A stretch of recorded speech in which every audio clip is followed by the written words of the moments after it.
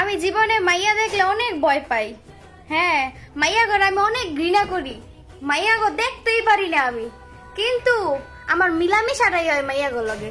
উঠতে মাইয়া, বইতে মাইয়া, খাইতে গেলে মাইয়া, রাস্তায় মাইয়া, গাড়ে মাইয়া, আরে সব জায়গায় মাইয়া, ইনবক্সেও মাইয়া। আবার আমি বললাম মাইয়া দেখলে ভয় পাই, কোনোদিন মাইয়া গো লগে আমি ছবি তুলি নাই। বিষয়টা মজার না? আহা গো, উনি কয় কি? উনি মেয়ে দেখলে ভয় পায়, ছেলে দেখলে ভয় পায় না। কারণটা কি বুঝতে পারছেন বিষয়টা? যদি বুঝে থাকেন অবশ্যই কমেন্টে জানাইবেন।